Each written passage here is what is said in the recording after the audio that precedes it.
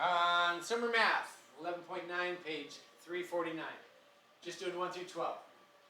On 1 through 4, we're just using that again. Interest equals principal times rate times time. Okay? Number 1, there's 200 shares. The dividend per share is $1.44. So I'm sorry, on 1 through 4, you're just taking the shares times the dividend, and that's how much you make in a year. That's the annual dividend divided by 4. That's the quarterly dividend.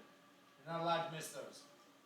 On 5 and 6, first you have to find I.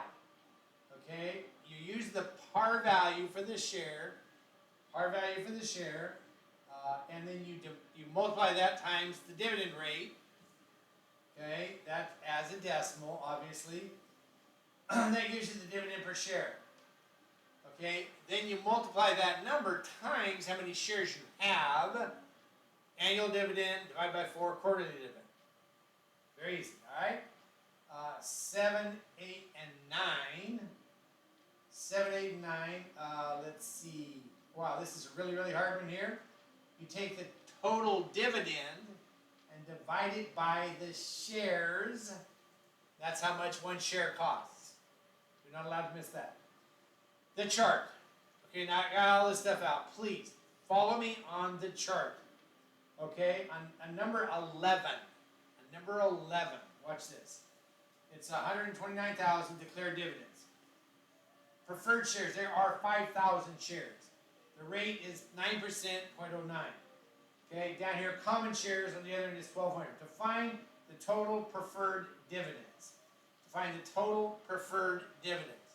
First thing you do up there in the instructions for this, complete the chart.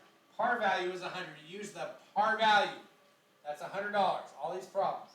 Par value times the preferred dividend. Right here. The par value right here times the dividend rate. Okay, so it's 100 times 0.09, which is like right in the vicinity of $9. Trust me. Okay, and then 9 times the preferred shares, the number. So that's going to be 9 times 5,000. That is that first one there, total preferred dividends. Okay, that's your answer there. Then you take the total preferred dividends, this right here, okay, you subtract that from the declared dividends, which is out there at the very start. Okay, so you do all this and you get the total preferred dividends. You subtract it from that first column, the total dividends. That is the total common dividend. Okay? Sorry, I'm not laughing here. It just sounds like it. Now, to find the next one, you're going to take the total common dividends that you had here, and you're going to divide it by what's on the chart, total common dividends, divided by what's on the chart right there, under common shares. This answer divided by what's on the chart there is the last answer. Okay? I'm going to run that real fast again. You take the price per share, it's $100 for all of them, times the dividend rate. Okay? In this case, it's 0.09, so that's going to be a 9. You take that 9, you multiply it by how many shares there are. That is the total preferred dividend.